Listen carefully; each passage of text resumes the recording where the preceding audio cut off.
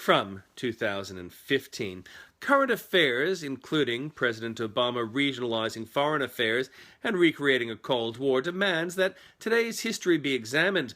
The shooting down of MH17 by Ukrainian separatists in civil war caused by Washington intervening in Ukrainian politics has meant that victims' families get no answers as well as no justice. But Obama's new Cold War goes beyond Ukraine to the Middle East, where a humbled al-Qaeda and nascent democracy had been replaced through Obama policy with a resurgent ISIS and administrations held together by military. Obama's treatment of Israel has been appalling, forcing Israel to free terrorists whom had been justly incarcerated, and limiting Israel's ability to defend herself from missiles and terrorism, exposing her to a new nuclear threat. The U.S.'s burgeoning debt under Obama, borrowing more money than the U.S. had borrowed in all her combined history, has exposed the U.S. to foreign interests like China. Maybe Obama will make up for it all by freeing Jonathan Pollard? But the issue of Jews is telling on this day in history. Jews are recorded through history as having been trained by God. That statement means different things to different people, but even in secular terms, a Bronze Age people keeping a flame alive in the desert for hundreds of years is impressive. Modern people might not be able to do such a thing for more than a few hours, if at all.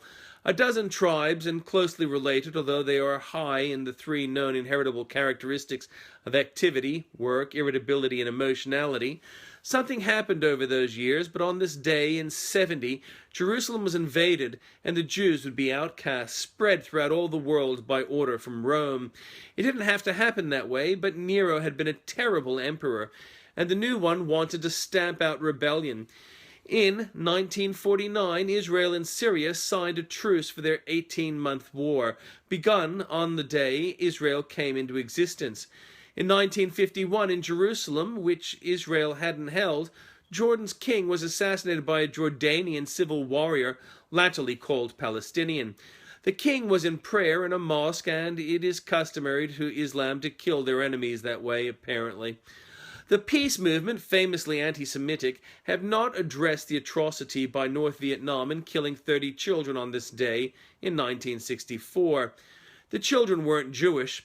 In 1982, the Provisional IRA blew up bombs in Hyde Park and Regent's Park in central London, killing 8 soldiers and wounding 47 people. Not everything is about Jews, but if one persecutes through bigotry, anything becomes a stumbling block. The world needs to show she isn't anti-Semitic and should free Jonathan Pollard.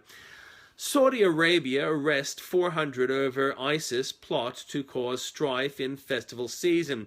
OPEC nations are concerned at the disruption ISIS presents to oil distribution, according to news reports, which probably means they fear domestic uprisings and terror, which they should. U.S. bombing is too limited against ISIS to be effective, and Iraqi forces are unable at the moment to win back ground they have lost to weaker forces. Iraq's military problems seem to be that her army lacks national pride, as it is fighting for Iran to maintain control of Iraq. On the ground, people are given the choice of supporting oppressors or bloodthirsty aggressors. McCain is right, there are no good guys. That choice has been eliminated by Obama's decision to promote regionalism through Cold War as a means to security. McCain is a war hero and should leave Congress. Trump's pathetic slam aside, there are younger people in Arizona better suited to putting forward the dream of small conservative government. Alexander Molesky is one who is campaigning on a flat tax for the U.S., on a fair tax for the U.S. from Arizona. Surf champ hits away a shark because Straya. The shark was in the midst of a surf championship competition in South Africa, and the Australian is Mick Fanning, and he would have won, but the shark intervened. Fanning hit away the shark, and the event organizers divided the points and money between competitors. Green tape strangling mining in New South Wales and Liverpool Plains. Chinese investors are starting up a medium-sized coal mine. Only activists have got a locally based minister to speak against it, even though it meets the high requirements set by green-tinged legislation. And now there are more delays. Tolerance, according to the left, means silencing opposition. green dream of one party to rule them all, and in the darkness bind them. Apologies to J.R.R. Tolkien for the misquote. Sherry Joseph of Fairfax, who flew to Europe to holiday in summer, tweeted she wanted the two major parties to disappear and be replaced by the Greens. But the dreams of lefties everywhere seem to follow that line, so that a Green-standing journalist says they need to celebrate freedom of speech by forcing others to shut up.